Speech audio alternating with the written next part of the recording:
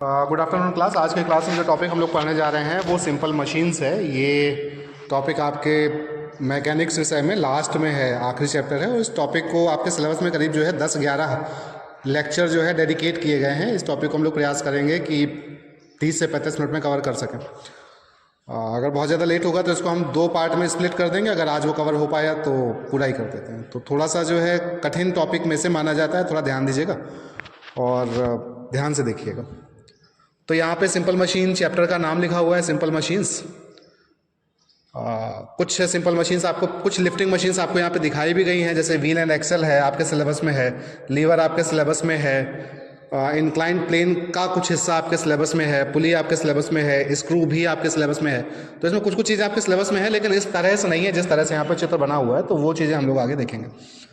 तो सबसे पहले अगर हम लोग स्टार्ट ही कर लें, सिंपल मशीन्स में हम लोग क्या क्या पढ़ने वाले हैं, पहले वो चीज़ें हम देख रहे हैं। उसके बाद फिर एक एक टॉपिक को जो है थोड़ा सा डिटेल में देखेंगे।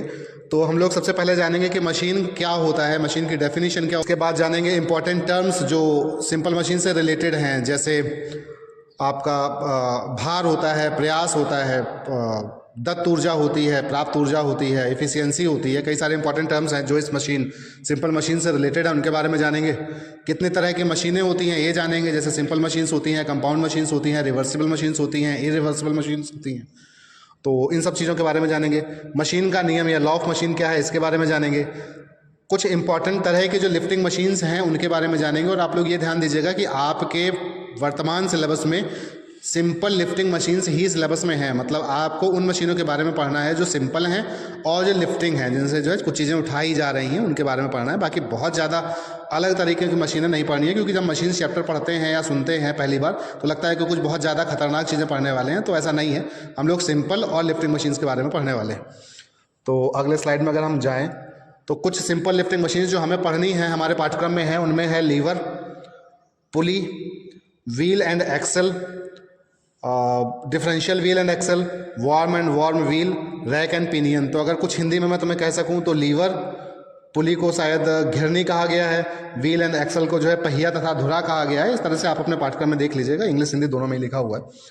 इसके बाद कुछ और हैं, स्क्रू जैक है, डिफरेंशियल स्क्रू जैक है।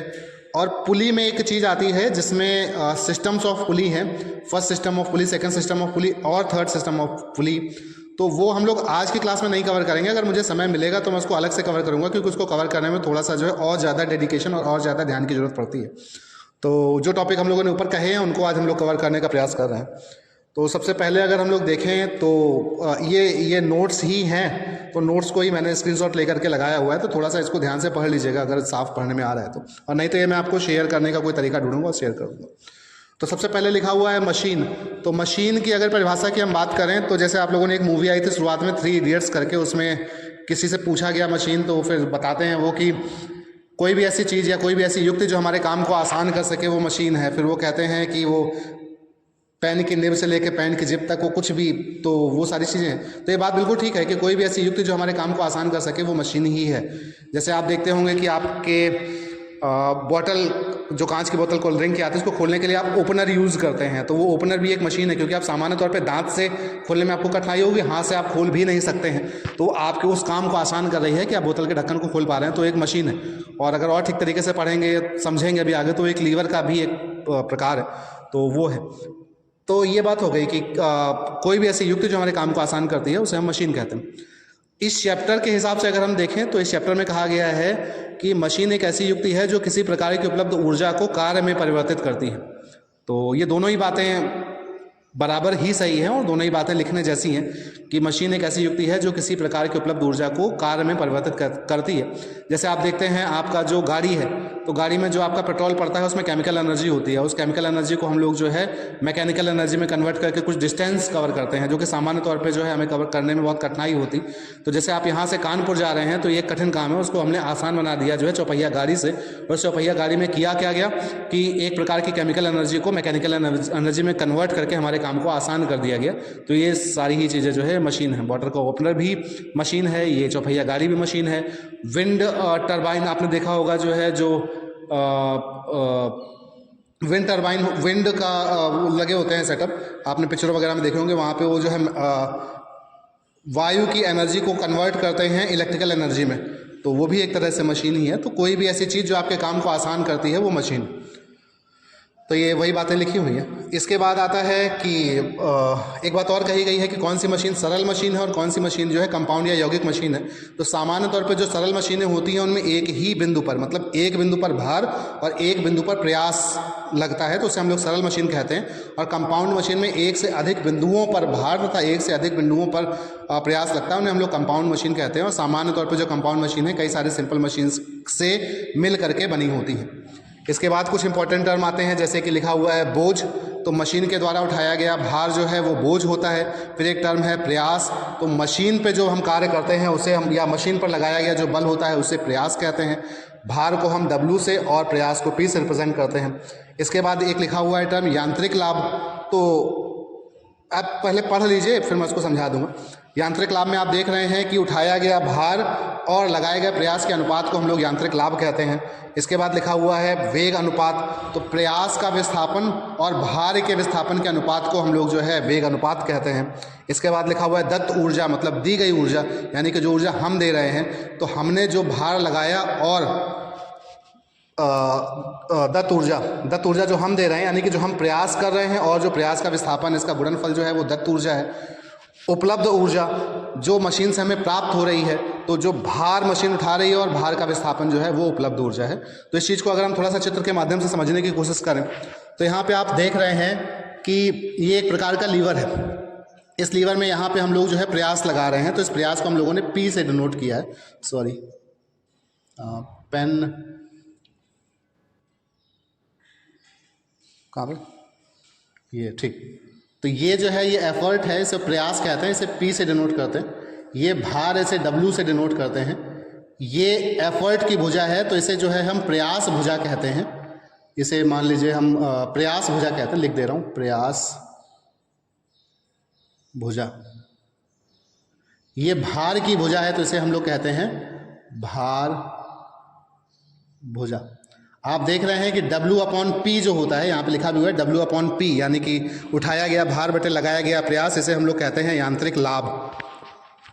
ठीक है, तो ये चीज़ आपको समझ आती है। दूसरी चीज़ अगर हम लोग यहाँ से देखें, तो यहाँ पे आप देख रहे हो कि ये पास्कल के नियम का कुछ तो किया गया है। यहाँ पे आप देख रहे हो कि यहाँ पे मैं थोड़ा सा भार लगा के काफ़ी भारी चीज़ उठा पा रहा हूँ। तो यहाँ पे आप देख रहे हैं कि मैंने मान लीजिए जो है 100 न्यूटन का फोर्स लगा करके 1000 न्यूटन की गाड़ी हमने उठा ली है। तो यहाँ पे जो आपका मैकेनिकल एडवांटेज आ जाएगा वो आ जाएगा 1000/100, यानी कि 10।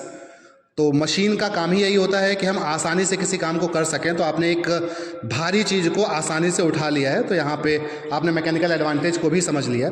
वेग अनुपात जैसे आपको बताया गया कि प्रयास का विस्थापन बटे भार का विस्थापन या प्रयास का वेग बटे भार का वेग। तो यहाँ पे जो है आप ये यहाँ पे आप प्रयास कर रहे हैं, तो इसका जो विस्थापन होगा, मानिए इसका विस्थापन कुछ ये होता है, इसको मैं कह देता हूँ प्रयास का विस्थापन मान लीजिए जो है Y से डिनोट किया गया है। पेन का कलर मैं कुछ और चूज़ कर लूँ।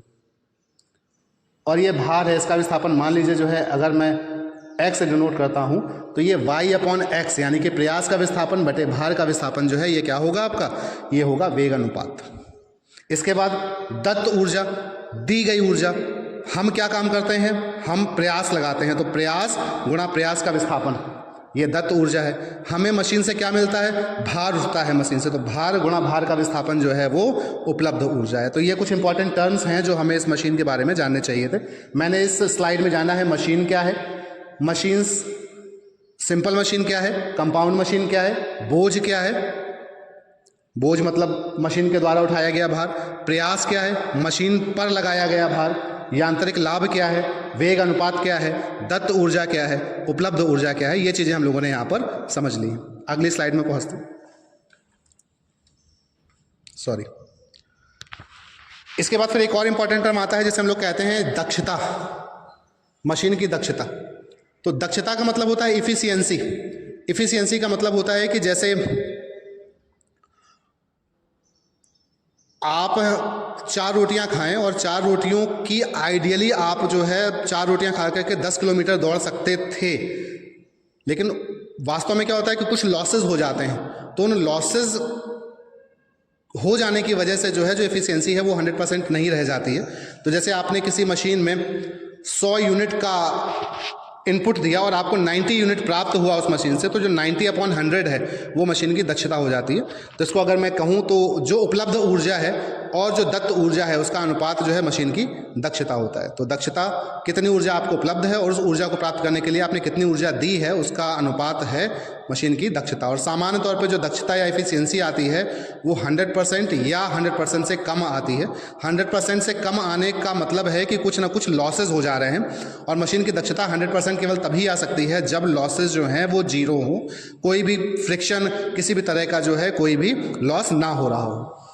जैसे देख रहे हैं आदर्श मशीन का मतलब होता है एफिशिएंसी इज इक्वल टू 100% और रियल मशीन्स में एफिशिएंसी 100% से कम होती है। तो अब एक बात और आती है कि दक्षता, यांत्रिक लाभ तथा वेग अनुपात में क्या संबंध होता है। तो आपने देखा कि दक्षता जो है आपकी वो है उपलब्ध ऊर्जा बटे दत्त ऊर्जा। उपलब्ध ऊर्जा आप जानते हैं कि W इंटू एक्स है, W मतलब भार गुणा भार का विस्थापन। दत्त ऊर्जा जो है प्रयास गुणा प्रयास का विस्थापन है। आप यहाँ पे देख रहे हैं W/P इंटू X/Y को मैंने लिख दिया है 1/Y/X। तो W/P जो होता है आपका मैकेनिकल एडवांटेज होता है। अभी मैंने आपको बताया था कि यांत्रिक लाभ जो है भार बटे प्रयास होता है, तो भार बटे प्रयास को मैंने मैकेनिकल एडवांटेज लिख दिया है। और जो Y/X होता है यानी कि प्रयास का विस्थापन बटे भार का विस्थापन, ये आपका वेगानुपात होता है। तो आप यहाँ पे देख रहे हैं कि मशीन की दक्षता एफिशिएंसी इज इक्वल टू आता है mechanical advantage upon velocity ratio. तो ये चीज़ मैंने बता दी है, आपको थोड़ा सा समय लगेगा, थोड़ा सा ध्यान से देखेंगे तो समझ आ भी जाएगा। व्यवहारिक मशीनें या रियल मशीनें क्या होती हैं? वो मशीनें जिनकी दक्षता जो है 100% नहीं होती है और सभी मशीनें जो है व्यवहारिक मशीनें ही हैं। आप जानते भी हैं कि आइडियल जो है वो कुछ नहीं होता है, सब कुछ व्यवहारिक ही है हमारी दुनिया में। तो व्यवहारिक होने का मतलब क्या होता है कि जो हमारे पास उपलब्ध ऊर्जा है वो उपलब्ध ऊर्जा, जो दी गई ऊर्जा है उसमें से कुछ लॉसेज हो जाएंगे, फ्रिक्शन वगैरह के लॉसेज हो जाएंगे, कुछ हीट जनरेट हो जाएगी, तो वो सारे लॉसेज को अगर मैं हटा देता हूँ तो हमें उपलब्ध ऊर्जा प्राप्त होती है। इसके बाद ये लॉसेस क्यों होते हैं? ये लॉसेस फ्रिक्शन की वजह से होते हैं। तो यहाँ पे आप देख रहे हैं कि घर्षण के विरुद्ध व्यय प्रयास जो है, आप जानते हैं कि अगर घर्षण है तो आप जो प्रयास कर रहे हैं उससे कम प्रयास मशीन को मिलेगा। आपको ज़्यादा प्रयास करना पड़ेगा, मशीन उससे कम प्रयास पाएगी। अगर आप कोई भार उठा रहे हैं तो आप जानते हैं कि आप जितना आइडियली भार उठा सकते थे उससे कम भार आप उठा पा रहे हैं। तो यहाँ पे जो घर्षण के विरुद्ध व्यय प्रयास है आप देख रहे हैं कि वो P माइनस P डैश है, मतलब real effort minus ideal effort. और घर्षण के विरुद्ध व्यय जो भार है वो आप देख रहे हैं W डैश माइनस W है। W डैश क्या है? Ideal load minus real load. क्यों? क्योंकि जो आप भार उठाते हैं फ्रिक्शन की वजह से जो है आप कम भार उठा पाते हैं, फ्रिक्शन की वजह से आप कम भार उठा पाते हैं और फ्रिक्शन की वजह से आपको ज़्यादा प्रयास लगाना पड़ता है। तो यहाँ पे आप वो चीज़ देख सकते हैं। तो यहाँ पे ये स्लाइड भी ख़त्म होती है। अगली बात अगर हम करते हैं तो ये अगली बात आती है, इम्पॉर्टेंट है मशीन का नियम।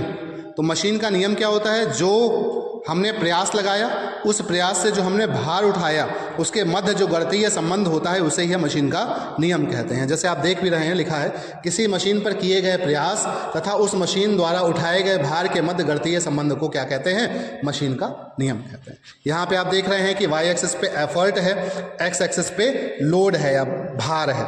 यहाँ पे आप देख रहे हैं एक स्ट्रेट लाइन है, तो स्ट्रेट लाइन की इक्वेशन जो होती है y is equal to mx plus c होती है, जहाँ पे y is equal to m क्या होता है? स्लोप होता है, और c क्या होता है? y अक्ष पे काटा गया अंताखंड होता है। तो अगर मैं उसको लिख दूं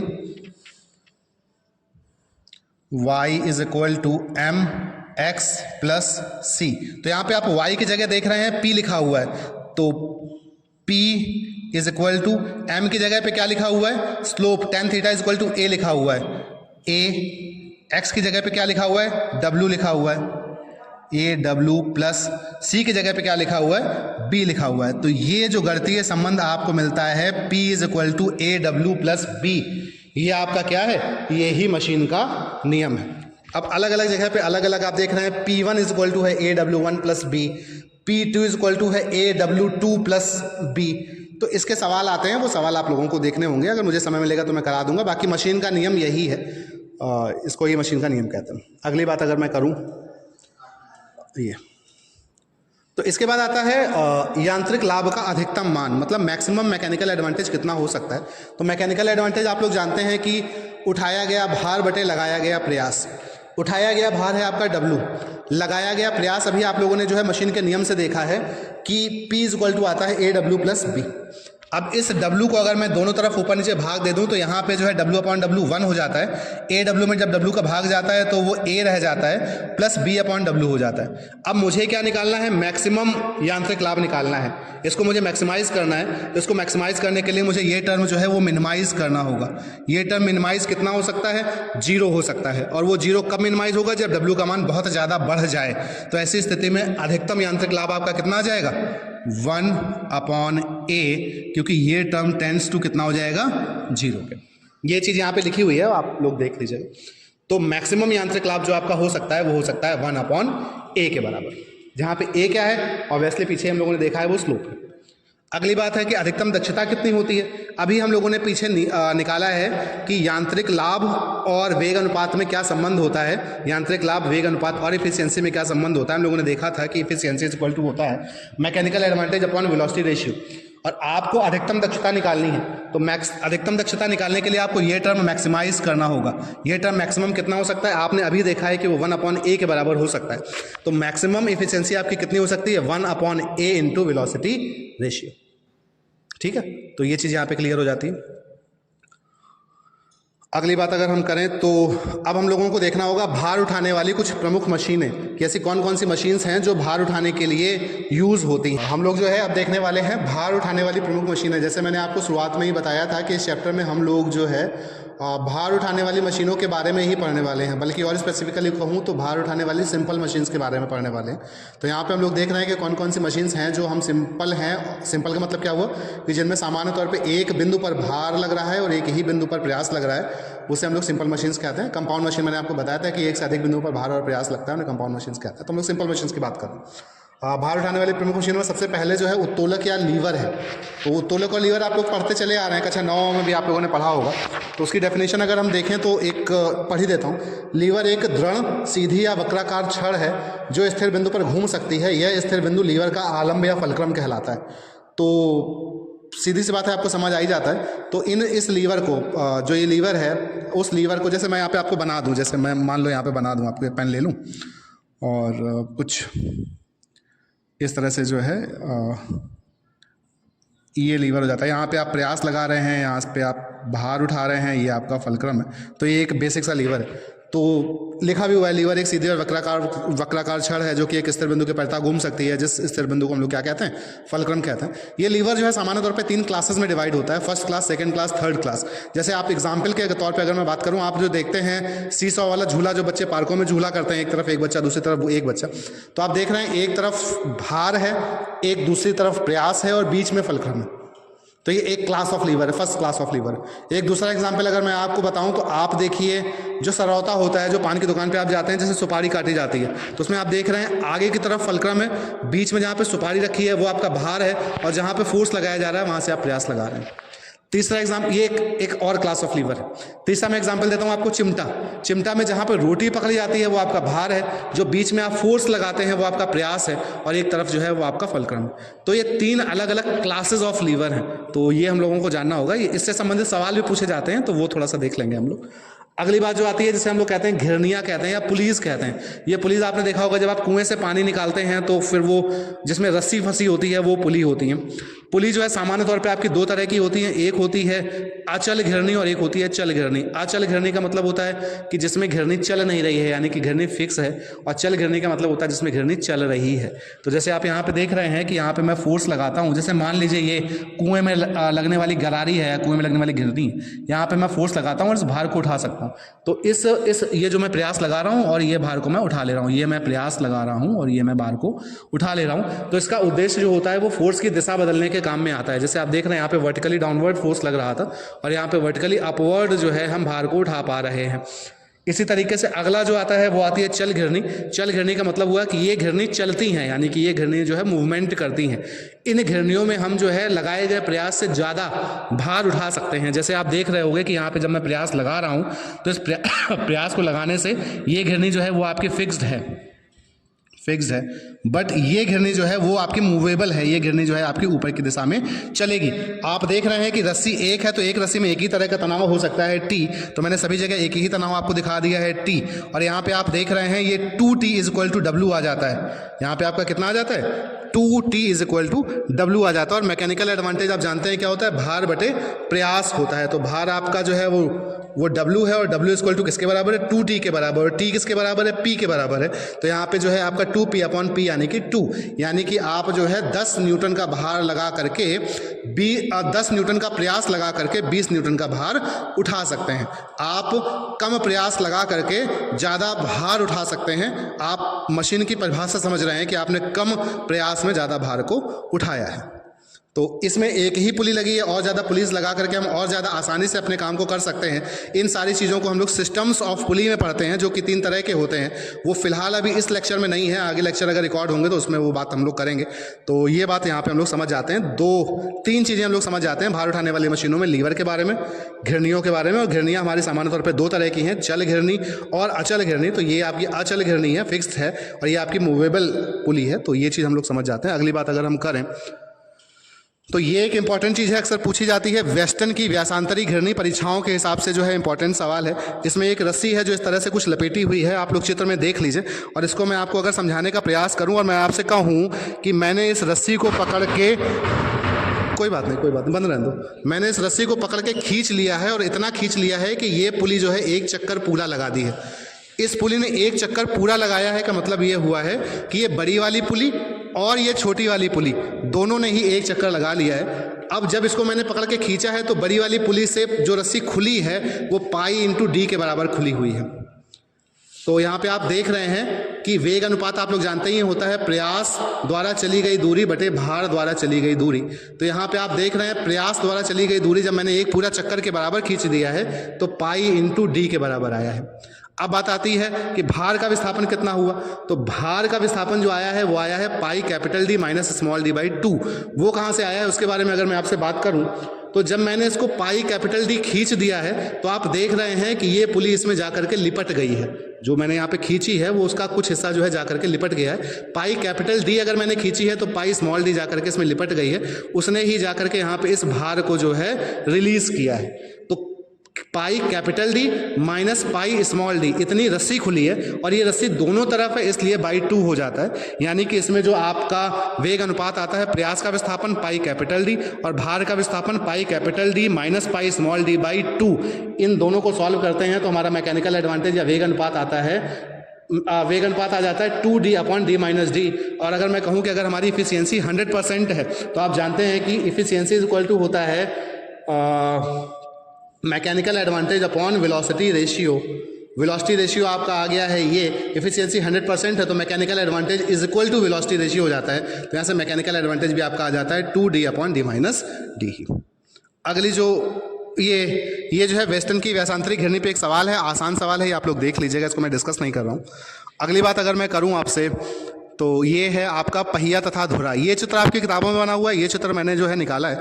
तो ये एक अच्छा चित्र है। यहाँ पे आप देख रहे हैं कि यहाँ पे इंसान ने प्रयास लगाया है, प्रयास लगा करके एक पूरा चक्कर लगाया है। तो प्रयास का विस्थापन कितना हुआ, इस चक्कर की परिधि के बराबर। इस चक्कर की परिधि को अगर मैं कहूँ तो इसका अगर व्यास जो है वो कैपिटल डी हो, ये व्यास जो है कैपिटल डी हो तो प्रयास का विस्थापन हुआ पाई कैपिटल डी। इस भार का विस्थापन कितना हुआ, पाई स्मॉल डी। ये इसके एक चक्कर घुमाने पर ये कितना ऊपर उठ जाएगा, ये इस परिधि के बराबर ऊपर उठेगा। इसका अगर व्यास जो है वो स्मॉल डी हो तो ये कितना एक चक्कर में कितना ऊपर उठ जाएगा, वो पाई इंटू स्मॉल डी ऊपर उठ जाएगा। और आप जानते हैं कि वेग अनुपात होता है प्रयास का विस्थापन बटे भार का विस्थापन। प्रयास का विस्थापन है पाई कैपिटल डी, भार का विस्थापन है पाई स्मॉल डी, ये है पाई कैपिटल डी। तो प्रयास का विस्थापन है पाई इंटू कैपिटल डी, भार का विस्थापन है पाई इंटू स्मॉल डी, और वेग अनुपात जो आता है वो आता है capital D upon small D. और आप जानते हैं कि इफिशियंसी इक्वल टू होता है mechanical advantage upon velocity ratio. और अगर इफिशियंसी 100% है तो mechanical advantage is equal to velocity ratio. तो यहाँ से मैकेनिकल एडवांटेज भी आ जाता है आपका capital D upon small D. अगली बात करते हैं, ये आपका व्यासांतरी पहिया तथा धुरा है। मतलब इसमें क्या है, जैसे देखिए फिर से वही बात मैं करता हूँ कि यहाँ पे वही प्रयास मैंने लगाया, प्रयास लगाया तो प्रयास जैसे पिछले वाले में आप देख रहे थे पाई इंटू कैपिटल डी हुआ। वेगानुपात फिर से वही बात है, वेगानुपात होता है प्रयास द्वारा चली गई दूरी बटे भार द्वारा चली गई दूरी। प्रयास ने एक चक्कर लगाया है तो कितना विस्थापन हो गया है, पाई इंटू कैपिटल डी के बराबर। जब भार जो है यहाँ पे आप देख रहे हैं, भार दो अलग अलग तरह के धुरों पर लिपटा हुआ है, धुरा बी और धुरा सी। धुरा बी का जो व्यास है वो D1 है, धुरा सी का जो व्यास है वो D2 है। जब एक चक्कर प्रयास लगा लेता है तो ये भी एक चक्कर लगा लेता है और ये धुरा सी भी एक चक्कर लगा लेता है। धुरा बी से रस्सी खुलती है, धुरा सी में रस्सी लिपटती है, तो टोटल कितनी रस्सी खुल जाती है? वो आपकी खुल जाती है पाई D1 माइनस D2। लेकिन ये रस्सी जो है ये दोनों आकर के भार को उठाती हैं, इसलिए पाई D1 माइनस D2 अपॉन 2। तो यहाँ पे जो आपका वेगानुपात होता है वो होता है pi capital D upon pi D1 minus D2 by 2, यानी कि 2 capital D upon D1 minus D2। अब ये क्या है? ये आपका वेगानुपात है। अब आप जानते हैं कि इफिशियंसी होता है mechanical advantage upon velocity ratio, और अगर इफिशियंसी 100% है तो mechanical advantage is equal to velocity ratio is equal to 2D upon D1 minus D2। यहाँ पे फिर वही बात की गई है, डी को आप डी की जगह 2R लिख सकते हैं, 2 से 2 कट जाएगा तो वो चीज़ आ जाती है, वो आसानी है। अगली चीज़ की अगर मैं बात करूँ तो ये है आपका वर्म तथा वर्म पहिया। इसको वर्म एंड वर्म व्हील बोलते हैं। यहाँ पे आप देख रहे होंगे ये वर्म एंड वर्म व्हील है। इसको आप कई जगहों पे देख सकते हैं। इसको आप चारा काटने वाली मशीन में भी देख सकते हैं। गर्मी का सीजन है, इसको आप गन्ने के जूस वाली मशीन में भी देख सकते हैं, आपको ये देखने को मिल जाएगा। ये वर्म एंड वर्म व्हील आप लोग जब टोम पढ़ेंगे तो टोम में मैं 5th सेमेस्टर में आप लोगों को ये मैंने बताया है। तो इसमें क्या होता है कि इसका एक चक्कर, इसमें जैसे मानो ये है और ये है, इसमें मैंने ये हत्था लगा दिया है, यहाँ पे मैं प्रयास लगा रहा हूँ। प्रयास लगाने के बाद मैं एक चक्कर घुमा देता हूँ, जैसे मैंने पीछे घुमाया था। तो जब इसका मैं एक चक्कर घुमाता हूँ तो इसका दांत जो है एक दांत आगे बढ़ता है। जब मैं इसका एक चक्कर घुमाता हूँ तो इसका एक दांत आगे बढ़ता है। तो प्रयास का विस्थापन कितना हो जाएगा? पाई इंटू डी या 2 पाई आर, जैसे आप देख रहे हैं यहाँ पे मैंने लिखा हुआ है 2 पाई आर। ठीक, जब ये पूरा घूम जाता, अब यहाँ पे मैंने क्या किया है, इस पे लपेट के मैंने जो है यहाँ पे भार लटका दिया है। जब ये पूरा घूम जाता तब इसका विस्थापन होता है। इसका व्यास जो है वो मान लीजिए जो है, इसकी जो रेडियस है वो स्मॉल आर है। जब ये पूरा घूमता तो इस भार का विस्थापन होता 2 पाई आर। लेकिन ये पूरा नहीं घूमा है, ये एक दांत के बराबर आगे बढ़ा है, तो इसका विस्थापन कितना होगा? 2 पाई आर अपॉन टी। तो प्रयास का विस्थापन कितना है? 2 पाई कैपिटल आर। भार का विस्थापन कितना है? 2 pi small are upon t. वेगानुपात होता है प्रयास का विस्थापन बटे भार का विस्थापन। प्रयास का विस्थापन है 2 पाई कैपिटल आर, भार का विस्थापन है 2 pi small are upon T. ये टी ऊपर चला गया है, पाई से पाई कट गया है, हो गया है आर टी अपॉन आर। फिर से वही बात आएगी कि इफिशियंसी इज इक्वल टू होता है mechanical advantage upon velocity ratio. अगर इफिशियंसी 100% है तो mechanical advantage is equal to velocity ratio is equal to R T by R. अगली बात करते हैं, ये आप लोगों ने देखा होगा रैक एंड पिनियन है। इसको 1 मिनट के लिए वो कर लूँ। अगला जो है हम लोग को जो देख रहे हैं, हम लोग देख रहे हैं रैक एंड पिनियन। और रैक एंड पिनियन में आप देख रहे होंगे कि एक तरफ रोटेटरी मोशन हो रहा है और एक तरफ रेसिप्रोकेटरी मोशन हो रहा है। तो जैसे इसमें आप देखें, मान लीजिए मैंने यहाँ पे जो है कुछ ऐसे एक हत्था लगा करके पी प्रयास लगा दिया हो और इस पी प्रयास को मैं ऐसे करके ऐसे पूरा घुमा दे रहा हूँ। तो इसको पूरा घुमा देने पे मैं कितना विस्थापन कवर कर रहा हूँ? अगर इसका मान लो जो है रेडियस अगर आर है, सॉरी कैपिटल आर लिख देता हूँ, यहाँ पे कैपिटल आर लिखा हुआ है। रेडियस अगर कैपिटल आर हो, इसको मैं ऐसे करके ऐसे पूरा एक बार ऐसे घुमा दे रहा हूँ, तो 2 पाई कैपिटल आर के बराबर विस्थापन हो रहा होगा। और उस 2 पाई कैपिटल आर जो विस्थापन हो रहा है प्रयास का, इससे जो है ये जो रैक है जो रेसिप्रोकेटरी मोशन कर रही है, ये आगे की तरफ मोशन कर रही है, कितना आगे बढ़ जाएगी। तो इसमें अगर मान लीजिए जो है टी दांत हैं, तो वो सारे ही दांत आगे बढ़ जाएंगे। और एक दांत के बढ़ने से अगर पी विस्थापन होता है तो टोटल विस्थापन जो आपका हो जाएगा वो पी इंटू टी हो जाएगा। प्रयास का विस्थापन कितना है? 2 पाई कैपिटल आर है। भार का विस्थापन कितना हो जाएगा? पी इंटू टी हो जाएगा। आप लोग जानते हैं कि वेगानुपात जो होता है प्रयास का विस्थापन बटे भार का विस्थापन होता है। प्रयास का विस्थापन 2 pi r into p into t हो गया। यही आपका क्या हो गया? वेगानुपात हो गया। अब आप जानते हैं इफिशियंसी इज इक्वल टू होता है mechanical advantage upon velocity ratio. अब अगर इफिशियंसी 100% है तो mechanical advantage is equal to velocity ratio हो जाता है। तो velocity ratio is equal to mechanical advantage is equal to 2 pi R upon P into T. ठीक है, अगली बात हम लोग करते हैं स्क्रू जैक की। स्क्रू जैक एक इंपॉर्टेंट चीज़ है। स्क्रू जैक आप लोगों ने देखा होगा, गाड़ी वाड़ी जब उठानी होती है तो वहाँ पे हम लोग स्क्रू जैक का यूज़ करते हैं। तो स्क्रू जैक में लिखा भी हुआ है मैंने, स्क्रू जैक बोझ उठाने वाली एक ऐसी मशीन है जिसका उपयोग काफ़ी बड़े बोझों को थोड़ी दूर तक उठाने के लिए किया जाता है। तो ये डेफिनेशन है। ये सारी डेफिनेशंस जो हैं इस स्लाइड में लिखी हुई हैं, बाकी मैं कोशिश करूँगा कि ये पीपीटी भी आपको उपलब्ध हो जाए। तो चूँकि वो नोट्स हैं तो वो आप नोट करके जो है आप अपना यूज़ कर सकते हैं उसको। तो यहाँ पे आप देख रहे होंगे, यहाँ पे मैंने पी प्रयास लगाया है। इस पी प्रयास को लगा करके मान लो मैं ऐसे करके ऐसे एक चक्कर पूरा घुमा देता हूँ। तो इस पूरे चक्कर को घुमाने में जो है ये एल लेंथ लिखी हुई है, इसको मैं एल की जगह आर कर देता हूँ क्योंकि यहाँ पे आर लिखा गया है। इसको अगर मैं आर कर दूँ तो इस पूरे चक्कर को चलाने में जो प्रयास का विस्थापन होगा वो होगा 2 पाई कैपिटल आर। और इस 2 पाई कैपिटल आर को चलाने में क्या होता है कि ये जो आपका इस प्लेटफॉर्म कह दूँ, ये प्लेटफॉर्म थोड़ा सा ऊपर उठ जाता है। ये प्लेटफॉर्म कितना ऊपर उठ जाता है? ये पिच के बराबर ऊपर उठ जाता है। किसके बराबर ऊपर उठ जाता है? पिच के बराबर ऊपर उठ जाता है। तो यहाँ पे आप देख रहे हैं प्रयास द्वारा चली गई दूरी कितनी हो गई है? 2 पाई कैपिटल आर हो गई है। और भार द्वारा चली गई दूरी, चूँकि इस प्लेटफॉर्म पे यहाँ पे मैंने जो है वो भार W रखा हुआ है, तो ये कितना ऊपर उठ जाएगा? ये पिच के बराबर ऊपर उठ जाएगा। तो हमारा जो वेगानुपात आएगा वो आएगा प्रयास का विस्थापन बटे भार का विस्थापन। प्रयास का विस्थापन 2 pi capital R upon P, और यही हमारा मैकेनिकल एडवांटेज के बराबर हो जाएगा अगर हमारी एफिशिएंसी जो है वो 100% के बराबर होती है। तो ये चीज़ें हम लोगों को याद रखनी है।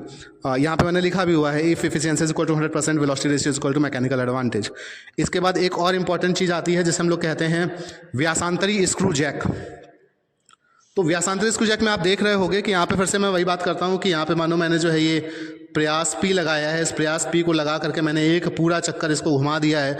तो इस पूरा एक चक्कर को घुमाने में प्रयास द्वारा किया गया विस्थापन कितना हो जाएगा? अगर इसकी रेडियस जो है उसको मैं R मान लेता हूँ तो ये विस्थापन हो जाएगा 2 पाई R के बराबर। अब इसमें क्या होगा? पीछे आप देख रहे थे कि पिच के बराबर आपका भार ऊपर उठ जा रहा था। यहाँ पे इसको घुमाने से आपका क्या होगा? आपको इसको जब घुमाओगे तो ये वाला जो थ्रेड्स हैं ये ऊपर उठेंगे, लेकिन ये वाले थ्रेड्स उसमें नीचे चले जाएंगे। तो यहाँ पे अगर इसको मैं ए कह दे रहा हूँ तो पी ए ये ऊपर की तरफ उठेगा और पी बी इसमें जो है नीचे की तरफ समा जाएगा। तो नेट कितना विस्थापन होगा? वो होगा P A minus P B, यानी कि भार का विस्थापन कितना होगा? P A minus P B. तो फिर से हम जानते हैं कि वेगानुपात होता है प्रयास का विस्थापन बटे भार का विस्थापन। प्रयास का विस्थापन आपका कितना हो गया है? 2 पाई कैपिटल आर। भार का विस्थापन कितना हो गया है? P A minus P B. यही आपका जो है वेगानुपात आ जाता है। और आप जानते हैं कि if efficiency is equal to 100% तो mechanical advantage is equal to velocity ratio is equal to 2 pi R upon P A minus P B. तो यहाँ पे जो हम लोग पावर लिफ्टिंग मशीन्स जो है वो हम लोग कवर कर लेते हैं। कुछ हम लोगों को इसमें एक टाइप्स ऑफ पुलीज था, मैंने आपको बताया था first system of pulley, second system of pulley और थर्ड सिस्टम ऑफ पुली। वो मेरा रहता है, वो मैं किसी क्लास में कवर कर दूंगा। और इसके कुछ छोटे छोटे सरल सरल से सवाल हैं वो किसी क्लास में कवर कर दूंगा। बाकी मोटे तौर पे ये चैप्टर जो है यहाँ पे कवर हो जाता है। तो आज की क्लास में इतना ही। Thank you. एक सेकेंड और, ये लास्ट की स्लाइड में आपका थैंक यू आ भी जाता है। तो फिर से मैं वही बात कह रहा हूँ कि जो लोग जो ये क्लासेस जो हैं ऑफलाइन माध्यम से कर रहे हैं वो मुझसे केबिन में आकर के पूछ सकते हैं कुछ भी, और जो लोग ऑनलाइन माध्यम से कर रहे हैं वो मुझे कमेंट सेक्शन में अपने कमेंट ड्रॉप कर सकते हैं। यूजुअली मैं आधा घंटा 1 घंटे के अंदर आपको रिप्लाई कर भी देता हूँ। जैसे किसी ने एक ने पूछा भी था मुझसे भार और शायद द्रव्यमान में क्या अंतर होता है, तो वो चीज़ मैंने वहाँ पे कही है। तो वो चीज़ आप कर सकते हैं। बाकी ऑल द बेस्ट है। आप लोगों के एग्ज़ाम भी आने ही वाले हैं, 14 तारीख से हैं, 5 तारीख से पठन पाठन पूर्ण हो जाएगा। तो एक मेट्रोलॉजी में मुझे चैप्टर और कराना है, मेजरमेंट ऑफ स्क्रू थ्रेड्स करके है। तो आप लोगों को मैं समय दे दूंगा, जब वो क्लासेस होंगी तो आप लोग उसको जो है रिकॉर्ड भी कर लीजिएगा और साथ के साथ उन क्लासेस को कर भी लीजिएगा। Thank you.